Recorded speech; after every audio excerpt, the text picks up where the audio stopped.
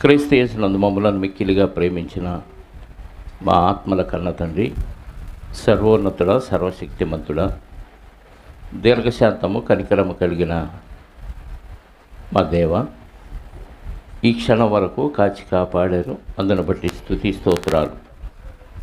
మరొక దినాన్ని వరంగా ప్రసాదించి మిమ్మల్ని స్తుతించి ఆరాధించి మీ నామమును గణపరచుటకు మీరు ఇచ్చిన ఈ అవకాశాన్ని బట్టి కూడా మీకు స్తోత్రాలు. ఈ సందర్భంలో కొన్ని మాటలు మేము నేర్చుకోవటకు సిద్ధపడుతూ ఉండగా సమయోచితమైన జ్ఞానాన్ని మీ ఆత్మ సహాయంతో నాకు అనుగ్రహించండి. వినగలిగే చెవులు, గ్రహించగలిగే హృదయాన్ని మీ పిల్లలకు ప్రసాదించమని మా రక్షకుడు నీ ప్రియకుమారుడైన యేసుక్రీస్తు వారి పరిశుద్ధ నామములో ప్రార్థించి అడిగి వేడుకొనిచున్నాను పరలోకపు తండ్రి, ఆమేన్. చేరి వచ్చిన మీ అందరికీ ప్రభు అయిన క్రీస్తు నామములో నా శుభాలు, వందనాలు. మనిషికి సత్య విషయమైన అనుభవ జ్ఞానం అవసరమా? దేవుడు కోరుకున్నదేంటి? మనిషికి కావలసిన అనుభవ జ్ఞానం ఏంటి అనేది మనం ఆలోచిద్దాం. తిమోతికి రాసిన మొదటి పత్రిక 2వ అధ్యాయం 4వ వచనం. ఆయన మనుషులందరూ రక్షణ పొంది సత్యమును గూర్చిన అనుభవ జ్ఞానము కలవారై ఉండవలనని ఇచ్చయించుచున్నాడు. దేవుడికి ఇష్టం ఏదంట? సత్య విషయమైన అనుభవ జ్ఞానం. సత్యం అంటే వాక్యం. సత్యాన్ని గురించి సాక్ష్యం ఇవ్వటానికి నేను వచ్చానంటాడు యేసుక్రీస్తు వారు. ఇక్కడ సత్యమును గూర్చిన సత్య విషయమైన అనుభవ జ్ఞానం అంటే సత్య విషయమైన అనుభవ జ్ఞానం. ఏదైనా ఉద్యోగాలు ఇచ్చేటప్పుడు నీకు ఏ కంపెనీల్లో ఎంతెంత అనుభవం ఉందో ఎక్స్పీరియన్స్ సర్టిఫికేట్ అడుగుతారు కదా. ఇంట్లో కనీసం పనికి పెట్టుకోవాలన్నా నువ్వు ఎంతకాలం నుంచి పని చేస్తున్నావు, బట్ట బాగా ఉతుకుతావా, వంట బాగా చేస్తావా, ఇల్లు బాగా శుభ్రం చేస్తావని అడిగి అప్పుడు పనిలో పెట్టుకుంటారు కదా. అంటే అనుభవం అడుగుతారు. దేవుడు కూడా ఎవరిని కోరుకుంటున్నాడంటే మనుషులందరూ, కొందరు కాదు, అంటే అందరికీ ఏముండాలని కోరుకుంటున్నాడు? సత్య విషయమైన అనుభవ జ్ఞానం కావాలి, అందరూ కలిగి ఉండాలి అని దేవుడు కోరుకుంటున్నాడు. అంటే ప్రతి విషయంలో సత్యం అంటే వాక్యం, వాక్య విషయమైన అనుభవం. వాక్య విషయమైన అనుభవం అంటే వాక్యములోని ఆజ్ఞలు మనం నేర్చుకుంటున్నాం. నేర్చుకున్న ఆజ్ఞలు అనుభవపూర్వకంగా పాటించటం అనుభవ జ్ఞానం అంటే. ఉదాహరణకి ఒక ఆజ్ఞ చెప్పండి, మీరే చెప్పండి. ఏదో ఒకటి. మన కొత్త నిబంధనలో చాలా ఆజ్ఞలు ఉన్నాయి పాటించాల్సినవి, పాటించకూడని ఉన్నాయి. కుడి చెంప మీద కొట్టువాని వైపుకు ఎడం చెంప కొట్టేదాకెందుకు లేండి. తిట్టడం గురించి చెప్పండి. కొట్టేదాకెందుకు? అది కొంచెం స్టేజ్ పెద్దది. తిట్టడం గురించి చెబితే చెప్పండి. తిట్టారు పలానోళ్ళు, తిడితే తిరిగి తిట్టకూడదు అనేది వాక్యం, అంతేనా? దూషించు వారిని దూషించకూడదు అనేది వాక్యం ఉంది. అది సత్యం. వాక్యం అంటే సత్యం. వాక్యంలో నిన్నెవరైనా తిడితే ఏముంది? తిరిగి తిట్టకూడదు అని ఉంది. ఇది వాక్యం, సత్య విషయం. ఇది సత్యం నేర్చుకున్నాం మనం. ఇక్కడ కూర్చొని నేర్చుకోవటం వరకు బాగానే ఉంటుంది. ఏం చెప్తాం అందరికీ? వాక్యం ఏం చెప్తుందంటే నువ్వు ఎవరైనా నిన్ను తిడితే తిరిగి తిట్టకూడదు అనేది వాక్యం చెప్తుంది. ఈ సీన్ని ప్రాక్టికల్ లైఫ్లో ఎంటర్ అయింది అనుకోండి. ఎందుకంటే 2 వికెట్లు పడిపోయినాయి ఇక్కడ ఈ మందిరంలో. వాళ్ళ మామూలు వాళ్ళు కాదు. బాగా వాక్యం వింటారు, బాగా వాక్యం చదువుతారు, వాక్యం కూడా ఈ మధ్య మాట్లాడుతున్నారు. అనుభవంలోకి వచ్చేసరికి ఏమైంది? ఫెయిల్ అవుతారు. అది మనం నేర్చుకోవాల్సింది. తిట్టినోడిని తిరిగి తిట్టకూడదు అనేది వాక్యం, సత్యం. ఈ సత్యం అనేది వాక్యం మనకు తెలుసు. కానీ అదే విషయం ఎవరో మనల్ని తిట్టారు అని తెలిసినా, లేదా ఎదురుగా వచ్చి తిట్టినా ఏం చేయాలి? ఆ టైంలో ఏం చేయాలి? తిరిగి తిట్టకూడదు. తిరిగి తిట్టకపోతే గొడవ అయిందా? అవదు. గొడవలు ఎందుకు అవుతున్నాయి? తిరిగి తిడితే అవుతాయి. కొడితే పెద్ద గొడవ అయింది కదా. ఏ దేశానికి ఆ దేశంలో ఒక చట్టం ఉంది. మన భారతదేశానికి ఇండియన్ పీనల్ కోడ్ అని ఒక చట్టం ఉంది. భారతదేశం శిక్షా స్మృతి అంటారు. అమెరికాకు ఒక చట్టం, రష్యాకు ఒక చట్టం, జపాన్కు ఒక చట్టం, ఇలా దేశానికి ఒక చట్టాన్ని వాళ్ళు రాసుకున్నారు. అంటే ఏ నేరం చేస్తే ఏ శిక్ష వేయాలి, ఇది వాళ్ళు రాసుకున్న చట్టం. ప్రపంచం మొత్తానికి క్రైస్తవులైన వారికి ఒక చట్టం ఉంది, అదే కొత్త నిబంధన. ఇప్పుడు ప్రపంచంలో ఉన్న క్రీస్తుని అంగీకరించిన వాళ్ళందరికీ ఉన్న చట్టం ఏది? కొత్త నిబంధన. ఈ కొత్త నిబంధన చట్ట ప్రకారంగా ప్రతి మనిషి బ్రతకటమే సత్య విషయమైన అనుభవ జ్ఞానం. వాక్యం చదవటం, వాక్యం నేర్చుకోవటం, వాక్యం చెప్పటం పెద్ద కష్టమేం కాదు. కానీ ఆ వాక్యానుసారమైన జీవితం ఉంది చూసారా, దాన్ని పాటించటం చాలా కష్టం.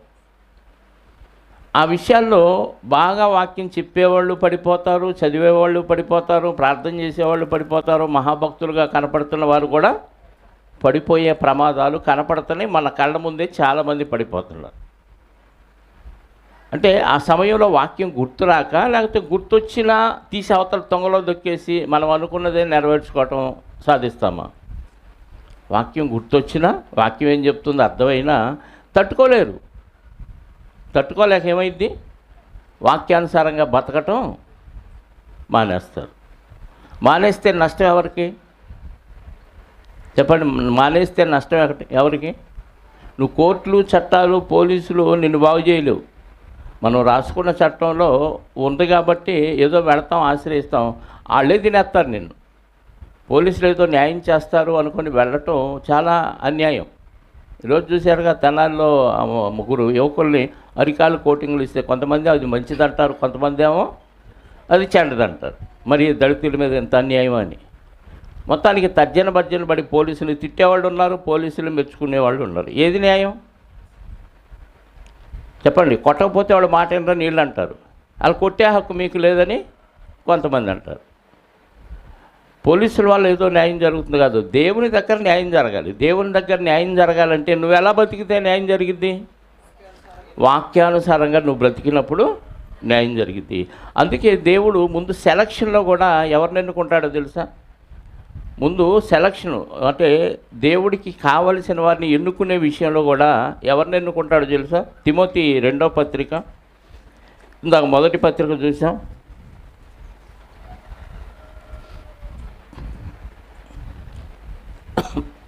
2వ అధ్యాయం 24 నేర్చుకోవాలంట. కొంతమంది పడిపోయిన వాళ్ళు ఉంటారు, వాళ్ళను కూడా మనం దారిలోకి తీసుకురావాలి అంటే మనం ఎలా ఉండాలో నేర్పుతాడు, దేవుడు నేర్పుతాడంట. 2వ పత్రిక 2వ అధ్యాయం 24. కొంతమంది పడిపోయిన వాళ్ళు ఉంటారు, అలాంటి వాళ్ళు దారికి తీసుకురావాలంటే నీకు ఎంత ఎక్స్పీరియన్స్ కావాలో తెలుసా? అందుకే ఏమంటున్నాడు? సత్య విషయమైన అనుభవ జ్ఞానము వారికి కలుగుటగా. ఎవరికి కలగాలి? అవతలోళ్ళు పడిపోయిన వాళ్ళు ఉన్నారు, చెడిపోయిన వాళ్ళు ఉన్నారు. అవతలోడికి కలగటానికి దేవుడు ఒకవేళ ఎదురాడు వారికి మారు మనసును దయచేయను. అందువలన సాతాను తన ఇష్టము చొప్పున చెరపట్టిన వీరు వారి ఉరిలో నుండి తప్పించుకొని మేలుకొనెదరేమో అని ప్రభు యొక్క దాసుడు అట్టి వారిని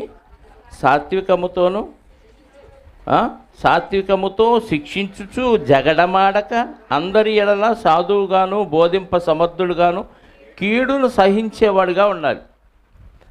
అంటే ఒక విషయాన్ని ఒకళ్ళకి చెప్పి ఆ సాతాను పట్టుకున్న వాళ్ళని విడిపించాలంటే దైవజనులకు ఎలాంటి లక్షణాలు కావాలంట?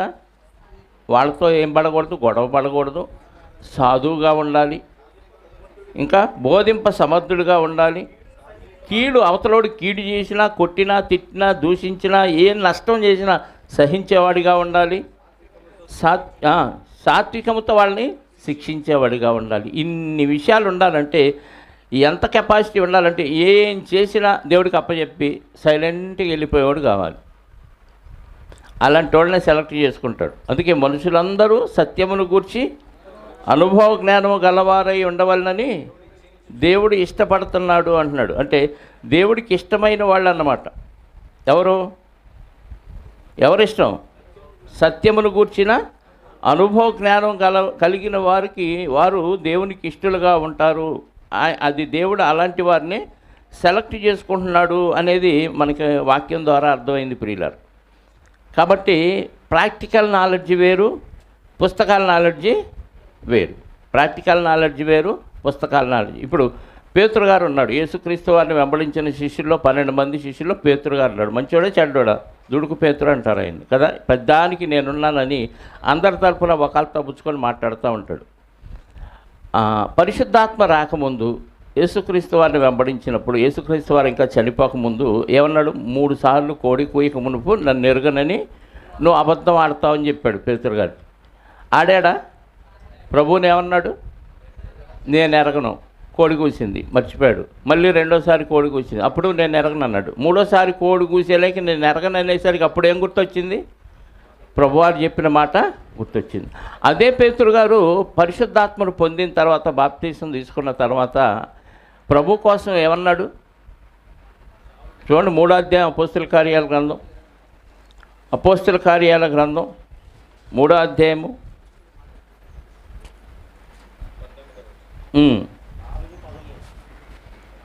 4వ అధ్యాయము 19వ వచనం. అపోస్తల కార్యాల గ్రంథం 4వ అధ్యాయం 19. అందుకు పేతురును యోహానును వారిని చూచి, దేవుని మాట వినుట కంటే మీ మాట వినుట దేవుని దృష్టికి న్యాయమా? మీరే చెప్పుడి, మేము కన్నవాటిని విన్నవాటిని చెప్పక ఉండలేమని వారికి ఉత్తరం ఇచ్చిరి. దేవుడి మాట వినాలా, మీ మాట వినాలా అంటున్నాడు. మనుషులందరూ ఏం చేస్తారు? దేవుడి మాట వినరు, మనుషుల మాటే వింటారు. అదే పేతురు గారు వాక్యంలో మంచి స్థితిలోకి వచ్చి నాకు ఏమన్నాడు?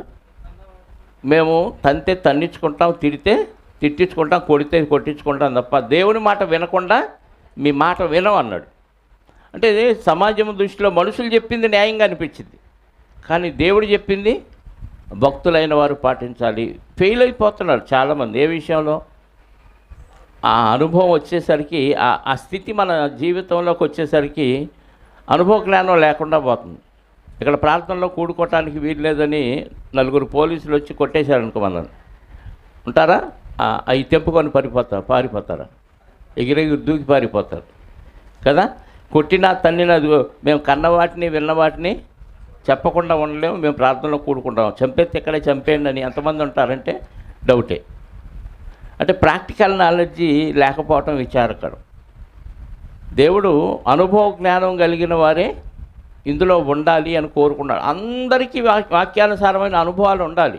ఒక విషయంలో కదా, అబద్ధం ఆడే విషయంలో, మోసం చేసే విషయంలో, దొంగతనం చేసే విషయంలో, చెడు కార్యక్రమాలు చూసే విషయంలో, వినే విషయంలో, ప్రతి విషయంలో మనకు అనుభవం ఉండాలి. అసలు ఆ అనుభవం లేకుండా నాకు వాక్యం అంతా తెలుసు అంటే అది కరెక్ట్ కాదు. చెడ్డ మాటలు అవతల వినపడుతుంది, వినకుండా కంట్రోల్ చేసుకోవటం అనుభవ జ్ఞానం. చెడ్డ మాటలు మాట్లాడే అవకాశాలు వచ్చినాయి అంటే వచ్చు మాటలు, కానీ తిట్టకుండా ఉండవాడు అనుభవ జ్ఞానంలో పాస్ అయినవాడు. ఈ అనుభవ జ్ఞానంలో ఎప్పుడు ఫెయిల్ అవుతారో తెలుసు? అందరూ ఫెయిల్ అయ్యే సందర్భం తెలుసా? జనరల్గా చాలా వరకు కంట్రోల్లో ఉండాలి అనుకుంటారు.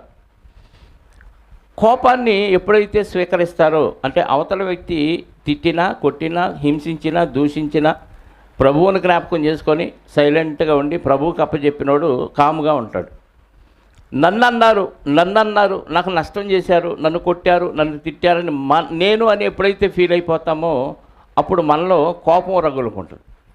కోపం వచ్చినప్పుడు ఆటోమేటిక్గా మనలో ప్రవర్తన మారిపోద్ది, ఆలోచన మారిపోద్ది, వాయిస్లో హై పిచ్ వచ్చింది, అంటే వాయిస్లో సౌండ్ పెరిగిద్ది, అవసరమైతే గేర్ వచ్చింది కదా, మొహం అంతా వికారం అయిపోద్ది, కళ్ళు పెద్దవి చేస్తాం, ఒకలాంటి విచిత్ర ప్రవర్తన వచ్చేసింది. ఎప్పుడు?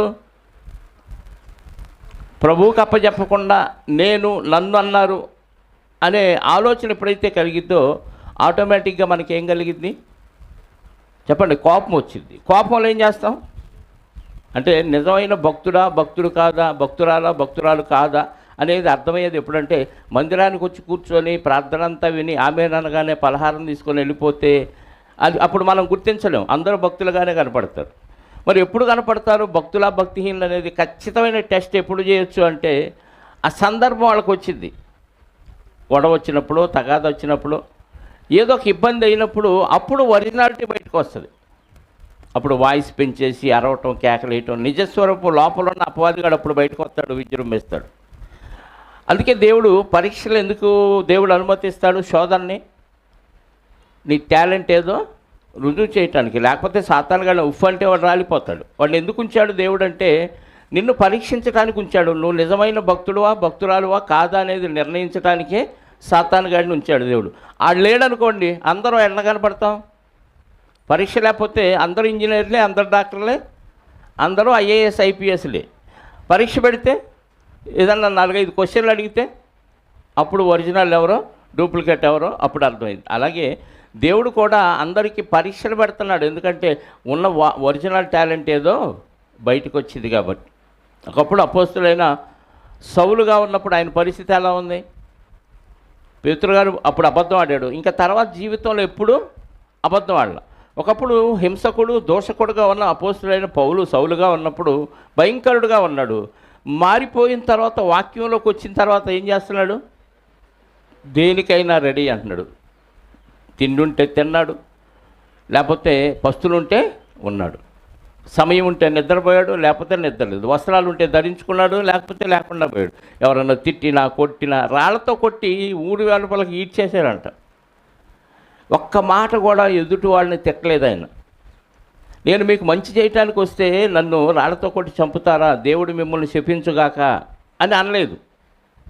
ఎందుకంటే ఆయనకి ఏమర్థమైందంటే సత్య విషయమైన అనుభవ జ్ఞానం కలిగిన వారే కావాలి అని దేవుడు అనుకున్నాడు. కాబట్టి నేను ఇవి భరించటానికి మనం ఉన్నాము. అందుకే పిలిచాడంటాడు. పేతురు గారి పత్రిక 2వ అధ్యాయం అనుకుంటా 20-21 వచనాలు చూడండి. పేతురు గారు రాసిన మొదటి పత్రిక 2వ అధ్యాయము. ఎవడైనను అన్యాయముగా శ్రమ అంటే బాగా కష్టాలు. అన్యాయం అని శ్రమ పొందటం న్యాయమా అన్యాయమా? అక్కడ న్యాయం అని ఉందా అన్యాయం అని ఉందా?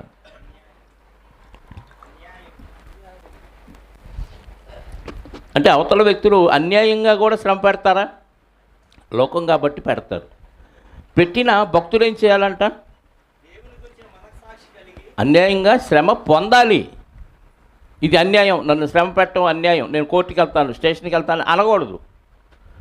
అంటే భక్తి అది. పరలోకం కావాలంటే ఖచ్చితంగా ఈ పాట ఇది ఎవరికి సాధ్యమండి అంటే నువ్వు భక్తుడు భక్తురాలు కాదు, లెక్కేసుకోవటం నరకానికి టికెట్ కన్ఫామ్ అని.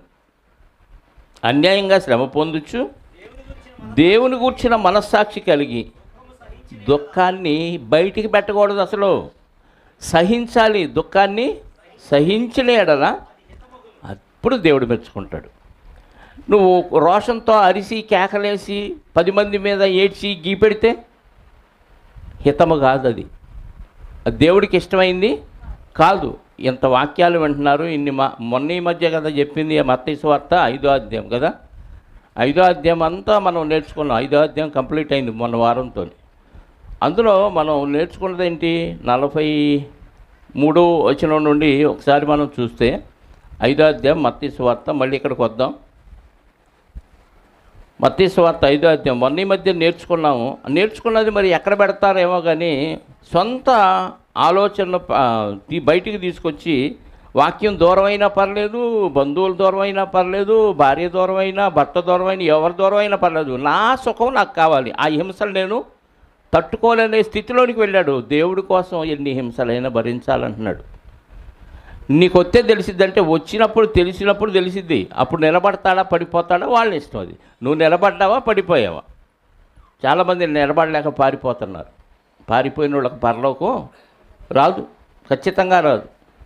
చదవండి 5వ అధ్యాయము 43.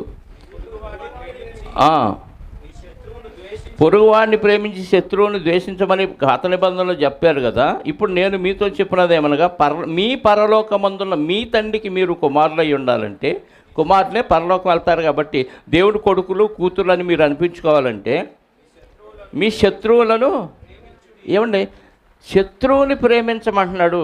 బంధువులు ప్రేమించలేమా?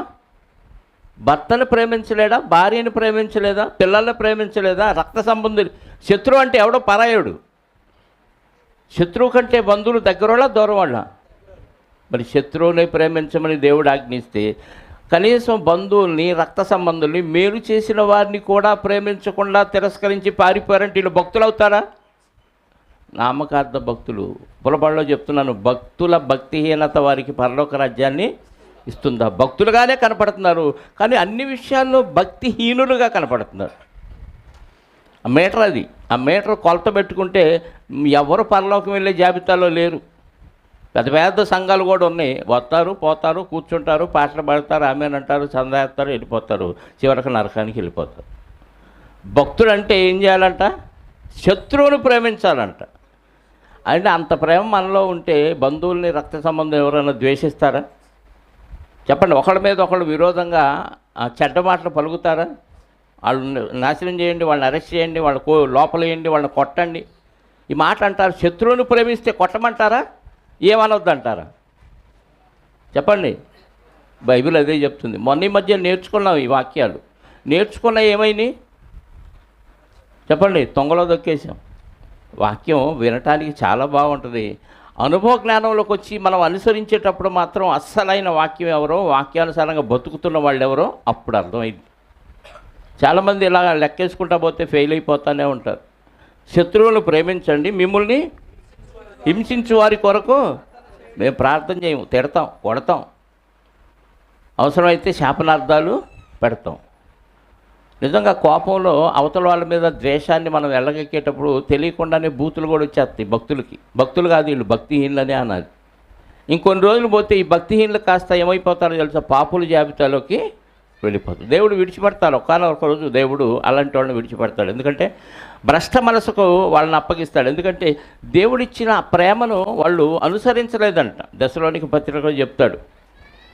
దశలోనికి రాసిన మొదటి పత్రిక ఎలాంటి వాళ్ళని దేవుడు ఎలా విడిచిపెడతాడో తెలుసా? దశలోనికలకు రాసిన మొదటి పత్రిక 2వ అధ్యాయము 9వ వచనం చూడండి.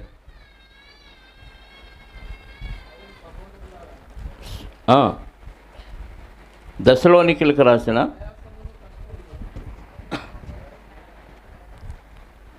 మొదటి పత్రిక 2వ అధ్యాయము రెండవ పత్రిక 2వ అధ్యాయము నశించుచున్న వారు తాను రక్షింపబడుటకై 2వ పత్రిక 2వ అధ్యాయము 9వ వచనం.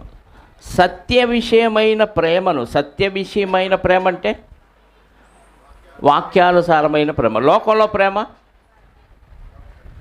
లోకంలో ప్రేమ అంటే లోకంలో ప్రేమ ఎలా ఉంటుంది?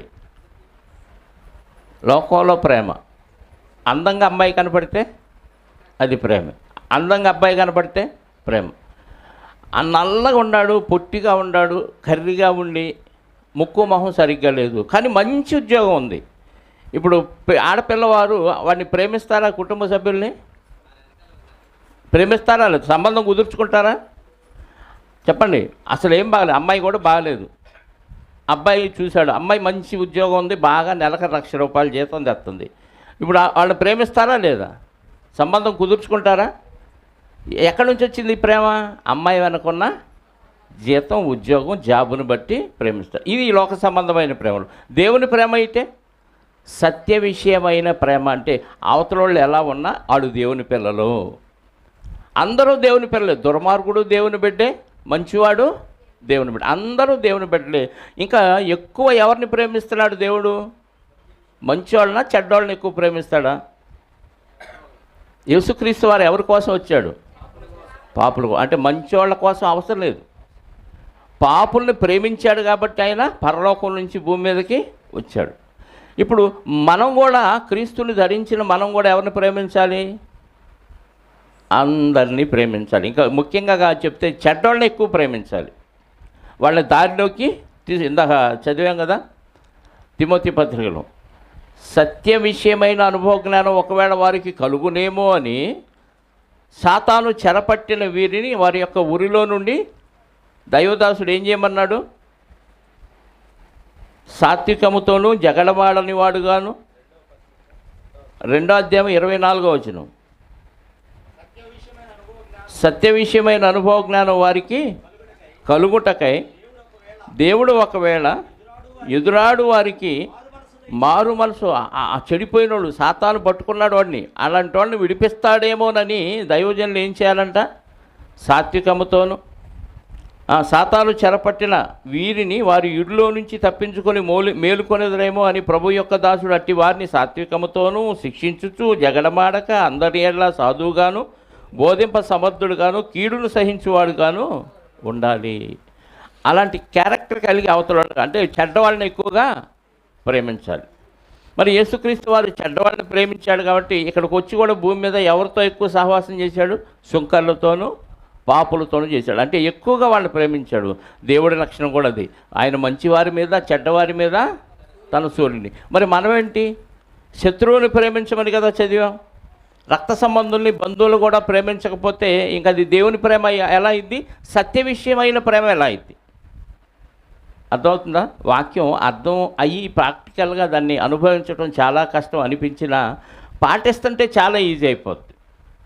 1-2 సార్లు సహిస్తూ పోయామనుకో, ఇంకా నేను సహించలేను అనిపిస్తే బరిష్ట అయిపోతాం. ఎంతకాలం అయినా సహించే శక్తిని ఓపికను నాకు ఇవ్వయ్యా అని దేవుడిని అడిగి సహాయం అడిగితే ఖచ్చితంగా ఆయన సహాయం చేస్తాడు. అసలు ఇతరులు ఆశ్చర్యపోయే విధంగా నువ్వు సహనం వహిస్తావు. కానీ మనం దేవుని మీద ఆధారపడం, మనుషుల మీద ఆధారపడతాం. ఈ పుట్టింటోళ్ళు ఉన్నారా చూసారా? వాళ్ళు బాగు చేసేవాళ్ళు చెడిపోయిన వాళ్ళు. పుట్టింటోళ్ళు ఎవరైనా అమ్మాయి తరపు కానీ అబ్బాయి తరపు కానీ ఎక్కడైనా సరే వాళ్ళు నమ్ముకోరు, అందరూ నమ్ముకోరు.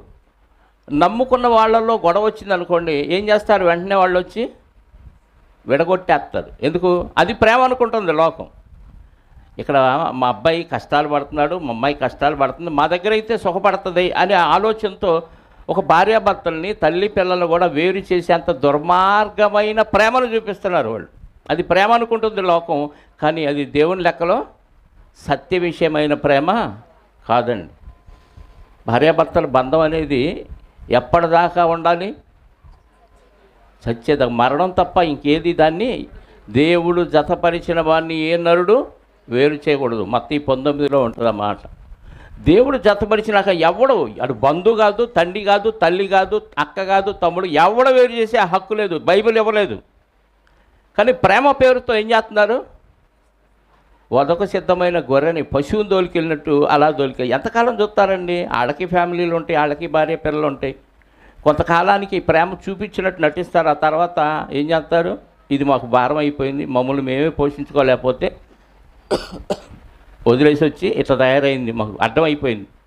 ఆ రోజు అర్థమైపోద్ది, అనుభవ జ్ఞానం ఏదో. అప్పటిదాకా వీళ్ళకి ఆ రోషం, ఆ పౌరుషం ఇవన్నీ ఉండటం వలన టక్మని వెళ్ళిపోదాం అనుకుంటారు. ఆ ఇల్లే లేదనుకోండి, పుట్టిల్లే లేదనుకోండి, ఏం చేస్తారు? దిక్కుమాలిన వాళ్ళగా చెప్పండి, ఏం చేస్తారు? భక్తిహీనులు కదా, తీసుకెళ్ళి రైలు కింద తలబెట్టడం, పురుగు ముందు అది చచ్చిపోవడం చేయటం తప్ప రాజీ పడదాం, దేవుని ఆజ్ఞలు పాటిద్దాం, పరలోకాన్ని స్వతంత్రించుకోవడానికి అన్నిటినీ సహించమన్నాడు కదా అనుకోరు. అందుకే ప్రభువారు ఏం చేశాడంట? ఇందాక చదివాం, పేతురు గారు రాసిన పత్రిక 2వ అధ్యాయము 20వ వచనం చూడండి. తప్పిదమునికై దెబ్బలు తిన్నప్పుడు మనం సహించిన ఎడల మీకేమి ఫలము? అవతలోడికి మేలు చేసావు, ఆడు నీకు కీడు చేశాడు, బాధపడు. మీరు సహిస్తే అప్పుడు దేవుడు మెచ్చుకుంటాడు. అవతలోడికి నేను నా చెయ్యి మంచిది కాదండి, ఆడికి మేలు చేసిన ఆడి నరకం ఎప్పుడూ శాపం అయిపోతుంది, కీడే వస్తుందంటే అదే వచ్చింది నీకు. ప్రభువారు అందరికీ ఏం చేశాడు? మేలే చేశాడు. మరి ఆయనకి అందరూ మేలు చేశారా? ఇవ్వండి, ఎంతమందికి రోగాలు తగ్గించాడు, ఎంతమందికి దయ్యాలు వెళ్ళగొట్టాడు. నువ్వు మేలే చెయ్యి, వాళ్ళు కీడే చేస్తారు. అప్పుడు క్రైస్తవుడు ఏం చేయాలి? కీడుని ఆస్వాదించాలి, కీడుని ఆహ్వానించాలి. నేను మేలు చేసిన, నేను మంచి చెప్పినా వాళ్ళకి చెడుగా ఉంది, వాళ్ళు వింటలేదు అని వాళ్ళకి కీడు చేయాలనుకోకూడదు, వాళ్ళకి దూరం అవ్వాలని అనుకోడు. ప్రతి వాడిలో పుట్టే తెగులు ఇది. అంటే వాక్యం లోపల పనిచేయట్లేదు అని అర్థం. మందు బిళ్ళన్నా పనిచేసిద్ది వేసుకుంటే, కానీ వాక్యం లోపలికి హృదయంలోకి వెళ్ళి పని చేయట్లా. ఎందుకు పని చేయట్లా? వాక్యానికి మనం అవకాశం ఇవ్వట్లా. హృదయంలోకి వెళ్ళిపోయి వాక్యం విరిగిపోతుంది, పాడైపోతుంది. ఎందుకంటే లోపల ఏముందంటే సమస్త కల్మషం విర్రవీగుచున్నా ఇవి ఉంటే లోపలికి వెళ్ళిన వాక్యం పనిచేయదు. వాక్యం పనిచేయనప్పుడు అందరు ఎలా చేస్తారో నువ్వు కూడా అంతే చేస్తావు. వాక్యం పనిచేసినప్పుడు వాక్యానుసారంగా నీ శరీరాన్ని నడిపిస్తావు. అది తప్పు చేసావు, దెబ్బలు తిన్నావు, తప్పు చేసావు కాబట్టి తన్నారు, ఓకే సరిపోయింది. నువ్వు తప్పు చేయకుండా అవతలోడికి మేలు చేసినా నిన్ను తన్నారు, తిట్టారు, నిన్ను అనరాని మాటలు అన్నారు. అప్పుడు ఏం చేయాలి క్రైస్తవులు? సహించాలి. సహిస్తే నువ్వు క్రైస్తవుడు. సహించకుండా తిరగబడితే, చెప్పండి, తిరగబడితే నువ్వు క్రైస్తవురాలు అంటానికి అవకాశం లేదండి. అదే చెప్పాడు ఇక్కడ పేతురు పత్రికలో. క్రీస్తు కూడా మీ కొరకు బాధపడి, ఆ మాట కంప్లీట్ చేయండి. తప్పిదములకై దెబ్బలు తిన్నప్పుడు మీరు సహించిన ఎడ మీకేమి ఘనము? మేలు చేసి బాధపడినప్పుడు మీరు సహించిన ఎడల అది దేవునికి హితమగును. ఇందుకు మీరు పిలవబడితిరి. వాక్యానుసారంగా దేవుడు నిన్ను ఎందుకు పిలిచాడు ఆయన దగ్గరకంటే, ఎందుకంట లోకంలో జరిగినట్టుగా మీకు జరగదు. జనరల్గా సన్మానాలు, సత్కారాలు, ఆస్తి కలిసి రావటం, అన్ని ఆశీర్వాదాలు వస్తాయనే ఆలోచనతో యేసు పిలుస్తున్నాడు రా అంటుంది లోకం, క్రైస్తవ లోకం. కానీ దేవుడు అందుకు కాదంట పిలిచింది. అవమానాలు, నిందలు, కష్టాలు, కన్నీరు, వేదనలు, హింసలు, అవమానాలు ఇవన్నీ నీకు వస్తాయి, నువ్వు అందుకే రా అంటున్నాడు. ఈ చెప్పేవరన్నా వాక్యంలోకి పిలిచారా? ఏ చర్చిలోనైనా, ఏ సువార్త సభలోనైనా నువ్వు ప్రభువు దగ్గరికి వస్తావా? నీకు కష్టాలు వస్తాయి, నీకు శ్రమలు వస్తాయి, నీకు ఇబ్బందులు వస్తాయి, ఇరుకులు వస్తాయి, వేదనలు వస్తాయి, హింసలు వస్తాయి, వస్తావా అని అడుగుతారా? అడిగితే అసలు రారండి. ముందు మెల్లిగా ఎలాగలా రాబట్టి అప్పుడు తోదాలే అంటారు. నువ్వు పిలిచిన పిలిపే బాగాలేదు, ఇంకేం తోగుతావు? అబద్ధం చెప్పి పిలిచావు. వాక్యంలో ఉన్నది ఒకటైతే పిలుపు మరొక రకంగా ఉంది. అలా పిలిచినప్పుడు వాళ్ళు సెట్ అవుతారా? సెట్ అవ్వరు. అందుకే ఎందుకు పిలిచాడంట? ఎందుకు మీరు పిలవబడితే, ఎందుకు? అన్యాయం చేయకపోయినా, నువ్వు వాళ్ళకి మేలు చేసిన, అవతల నుంచి కీడే వచ్చింది, సహించు. సహించటానికే పిలిచాడంట దేవుడు. సహించిన వాడే భక్తుడు, సహించక తిరగబడినోడు భక్తుడు కాదు. అందుకు మీరు పిలువబడతారని ఎవరిని ఎగ్జాంపుల్ చూపిస్తున్నాడో చూడండి. క్రీస్తు కూడా ఎవరి కొరకు బాధపడ్డాడు? మన కొరకు బాధపడి మీరు ఆయన అడుగుజాడల్లో నడుచుకున్నట్లు మనకు మాదిరిగా ఆయన జీవితం కనపడుతుందండి. ప్రభువు కంటే గొప్పవాడో మనం. ఆయనే ఓర్చుకున్నాడు, నువ్వెంత? చెప్పండి. ఆయన ఏ తప్పన్నా చేశాడా? చేయలేదు. మరి నేరాలు ఎన్ని మోపారు చెప్పండి. అవి రుజువు చేసుకోవాలంటే ఎంతసేపు ఆయనకి కదా? రుజువు చేసుకున్నాడా? ఎందుకు సహించాడు? ఆయన రుజువు చేసుకొని అన్నిటినీ తిరగొట్టాడు అనుకోండి, నీకు నాకు ఈరోజు పాపక్షమాపణ లేదు. అందుకే ఆయన ఏం చేశాడంటే సహించాడు. క్రీస్తు కూడా మీ కొరకు శ్రమపడి మీరందరూ తన అడుగుజాడలేందు నడుచుకున్నట్లు మీకేముంచాడు? మాదిరి ఉంచిపోయాడు. ఆయన పాపం చేయలేదు, ఆయన నోట్లో అసలు కపటమే లేదు. ఆయన్ని ఎంతోమంది దూషించారు, కానీ ఆయన తిరిగి బదులు ఏమంటే ఎవరైనా తిడుతున్నా సైలెంట్గా మేము ఉన్నాం, ఎవరిని ఏమనలేదు అన్నవాళ్ళు ఎవరైనా ఉన్నారు ఇక్కడ? చేయొద్దండి. ఉండలేం. ఎందుకు? లోపల ఉడుకు రక్తం ఏమైంది? పరవాళ్ళు తొక్కి తొక్కి లావాలా బయటకు వచ్చి, ఆ లావా నోట్లో నుంచి మాట రూపంలో బయటకు వచ్చి ఎక్కడి నుంచో దాచిపెట్టుకున్న బూతులన్నీ కక్కేస్తాం కదా. ఇది భక్తుల లక్షణమా చెప్పండి? భక్తిహీనుల లక్షణం. ఆయన దూషింపబడి బదులు దూషింపలేదు. ఆయన్ని శ్రమ పెట్టినా తిరిగి అవతల వాళ్ళు కూడా శ్రమ పెట్టాలని అనుకోలేదు, బెదిరించలేదంట. మా పుట్టింటి వాళ్ళు వస్తారు, మీ సంగతి తేలుస్తారు, నేను పోలీస్ స్టేషన్కి వెళ్తాను, కేసు పెడతాను, లోపలేసి ఎరగదెత్తారు నిన్ను, ఈ మాటలు బెదిరింపులు లేవు. నా తండ్రి ఎలాంటి వాడు? సృష్టికర్త. ఆయనకి ఒకసారి చెప్పానంటే మీరందరూ అయిపోతారు అనలేదు ప్రభు.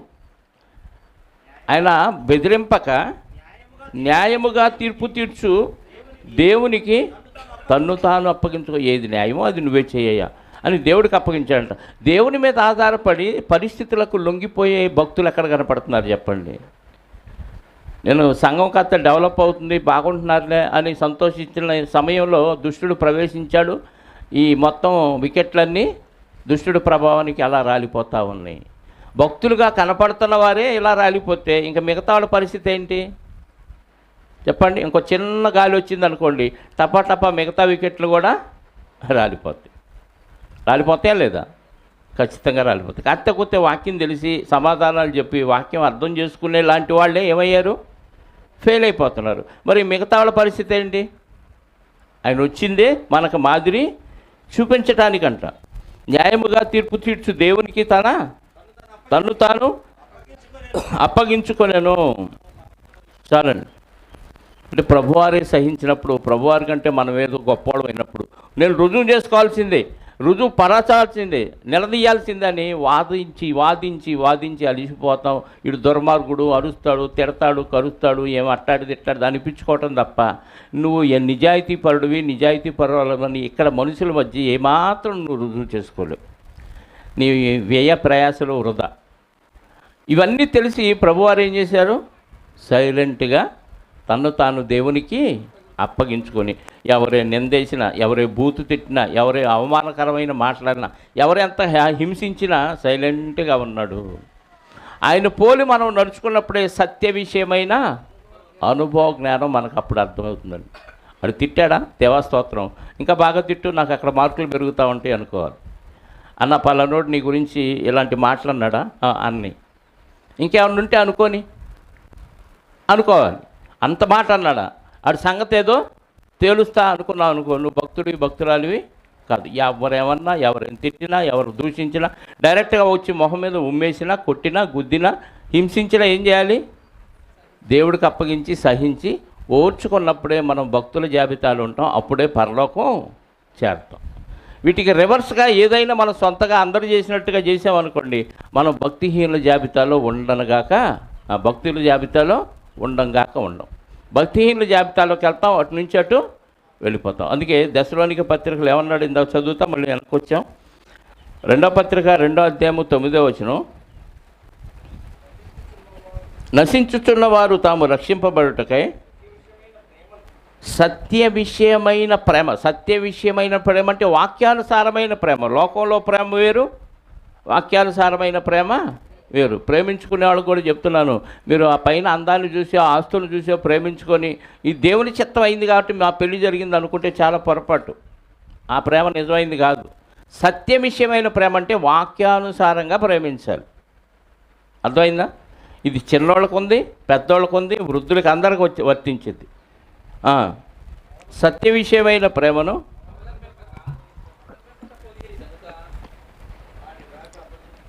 అవలంబింపకపోయిరి కనుక, అంటే వాక్యం వాళ్ళకి తెలిసింది, వాక్యం విన్నారు, విన్న వాక్యానుసారంగా వాళ్ళు బతకలేదు, ప్రేమించాలి, అందరినీ ప్రేమించలేదు. కాబట్టి వాని రాక అబద్ధ విషయమైన సమస్త బలముతోనూ నానా విధములైన సూచక్రియలతోనూ మహత్కార్యములతోనూ దుర్నీతిని పుట్టించు సమస్త మోసముతోనూ నశించుచున్న వారిలో సాతాను కనపరచు బలమును అనుసరించి ఉండును. అందుచేత సత్యమును నమ్మక దుర్నీతి యందు అభిలాష గల వారందరూ శిక్షావిధి పొందుటకై అబద్ధమును నమ్మునట్లు మోసము చేయు శక్తిని దేవుడు వారికి నాశనానికి అప్పగిస్తాడు.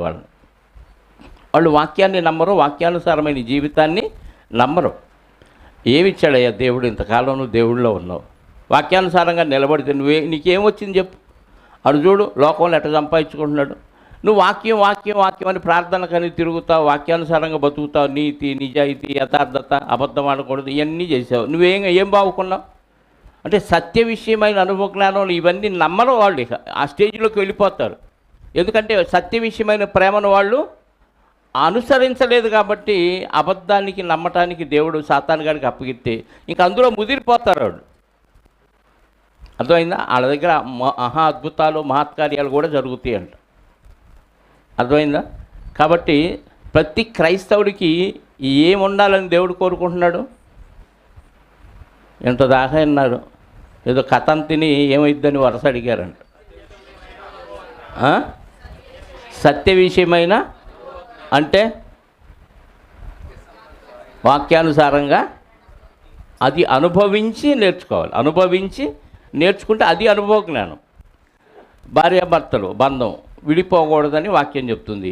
చిన్న తగాదాకే సూట్ కేసు సర్దుకుంటే అప్పుడేమైనట్టు? సత్య విషయమైన అనుభవం విషయంలో ఫెయిల్ అయ్యారని. సత్య విషయమైన అనుభవంలో వాళ్ళు సూట్ కేసు సర్దుకుండా నువ్వు తన్నినా కొట్టినా చంపినా ఏడే ఉంటా, ఏం చేసుకుంటావు చేసుకున్నా, దేవుడు చూసుకుంటాడని నిలబడ్డారనుకో, అది హితము, దేవునికి హితమైంది. భర్త కొట్టాడు, చెంప మీద కొట్టాడు, మనం ఏం చేయాలి చెప్పండి? రెండో చెంప తిప్పాలి. తిప్పకుండా ఆయన రెండు చెంపలు వాయిస్తే చెప్పండి, అంటే నువ్వు సత్య విషయమైన అనుభవ జ్ఞానంలో ఫెయిల్, మార్కులు లేవు, ఇంటూ పెట్టేస్తాడు కదా. చెంప మీద కొడితే, కుడి చెంప మీద కొడితే ఎడం చెంప చూపించమన్నాడు, కానీ కాలుతోదంతే ఏం చేయాలి? ఇట్లాంటి పనికి మాలిన క్వశ్చన్లు వస్తాయి మనకు కదా. కాలుతోదంతే ఏం చేయాలి చెప్పండి? ఏం చేయాలి? చెయ్యంతో కాలెంతో ఏదైనా. కత్తితో పొడిస్తే ఏం చేయాలి? చంపితే చంపించుకో, తిడితే తిట్టించుకో, దూషిస్తే దూషించుకో. ప్రభువారు ఏం చేశారు? పొడిచిన వాళ్ళ సైతం క్షమించాడు. అదే చేయాలి. తన్నారు, గుద్దారు, మొహం మీద గుద్ది ప్రవచించు, నిన్ను ఎవడు గుద్దాడో తెలుసుకొని చెప్పు అంటున్నారు. అయినా అందరిని ఏం చేశాడు? ఓర్చుకున్నాడు. అంటే సహనం కావాలి. క్రైస్తవుడికి ఏం కావాలి? సహనం కావాలి. ఏదో టెన్షన్లో, ఏదో గొడవలో ఉండి ఎవరితో పడితే ఎవరితో ఎలా పడితే అలా మాట్లాడితే సత్య విషయమైన అనుభవ జ్ఞానం విషయం వచ్చేసరికి ఫెయిల్ అయ్యామని అర్థం కదా. మనం లోకంలో పనికిమాలి చాలా పెట్టుకుంటాం. వాటి వలన ఎక్కడ ఎలా ప్రవర్తించాలో విచక్షణ కోల్పోతాం. వాక్యం ఎల్లప్పుడూ సమృద్ధిగా మనలో ఉంటే, ఇదిగో ఈ సందర్భం వచ్చింది, ఇప్పుడు నేను వాక్యానుసారంగా ఎలా ఉండాలి, ఎలా మాట్లాడాలి, ఎలా ప్రవర్తించాలనేది ఎప్పటికప్పుడు మనం తనిఖీ చేసుకుంటూ ప్రవర్తించాలి. ఆ సమయంలో ఈ కాసేపు వాక్యాన్ని తీసి గట్టు మీద పెట్టి ఇప్పుడు ఒరిజినాలిటీ బయటికి తెచ్చామనుకో, సత్య విషయమైన అనుభవ జ్ఞానంలో మనం ఫెయిల్ అయిపోతాం. చాలామంది క్రైస్తవులుగా చెప్పబడుతున్న వారు ఇలాంటి విషయాల్లో ఫెయిల్ అయిపోయారు. దానివల్లనే వాళ్ళని సాతానికి దేవుడు అప్పగించేశాడు. కాబట్టి ప్రతి క్రైస్తవుడికి, క్రైస్తవురాలికి ఆ సందర్భం వచ్చినప్పుడు దానిలో ఎలా జయించాలి, దాన్ని ఎలా ఎదుర్కోవాలి, ఆ శోధనని ఎలా మనం ఎదుర్కొని జయించాలి అనే విషయాలు వాక్యంలో పుష్కలంగా ఉన్నాయి. చాలామంది భక్తుల చరిత్ర దేవుడు రాయించాడు.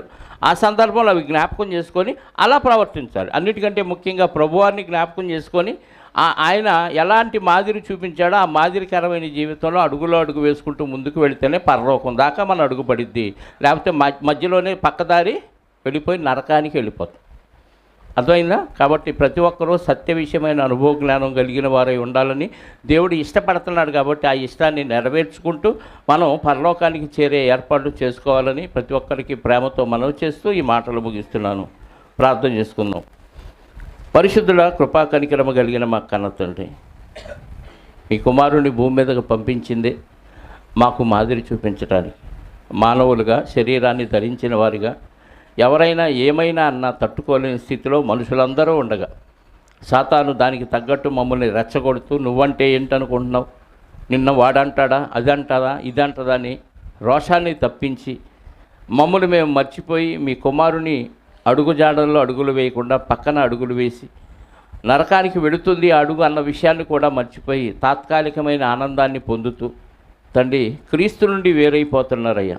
ఇలాంటి బిడ్డలకు వారి మనోనేత్రాలు వెలిగించండి. ఉన్న బిడ్డలైనా సరే వాళ్ళ కళ్ళ ముందు ఎన్ని హింసలు, అవమానాలు, నిందలు ఇవన్నీ జరుగుతున్నా వాటన్నిటినీ సహించే ఓపికను వారికి అనుగ్రహించండి. ఏ ఒక్కరూ నశించకూడదని మీరు ఇష్టపడ్డారు కనుక అందరూ అనుభవ జ్ఞానం విషయంలో మరి మంచి భక్తులుగా కనపడటానికి సాధకము చేసి దాన్ని జయించేవారుగా ఉండటానికి కృప చూపి సహాయాన్ని దయచేయమని కోరుకుంటూ ఇప్పటి వరకు జరిగించిన ప్రతి కార్యక్రమాన్ని బట్టి మీకు క్రీస్తు ద్వారా కృతజ్ఞతాస్తుతులు చెల్లిస్తూ వచ్చిన బిడ్డలందరిని బట్టి మీకు స్తోత్రాలు. వారి వారి కుటుంబాల్లో, వారి వారి గృహాల్లో వారి యొక్క పరిస్థితులు మీకు తెలుసు కనుక ప్రతి పరిస్థితిని క్రీస్తుకు వ్యతిరేకంగా ఉంటే చక్కపరచమని కోరుకుంటూ అనారోగ్యంతో ఉన్నవారికి ఆరోగ్యాన్ని, ఆర్థిక సమస్యలతో ఉన్నవారికి అందులో నుంచి విడుదలను, మానసిక బలహీనత రుగ్మతలతో ఉన్నవారికి మరింత మనోధైర్యాన్ని అనుగ్రహించమని కోరుకుంటూ మా రక్షకుడు నీ ప్రియకుమారుడైన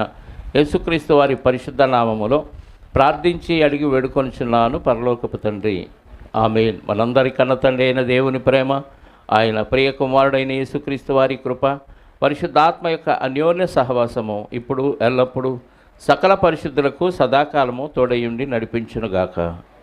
ఆమేన్. అందరికీ వందనాలు.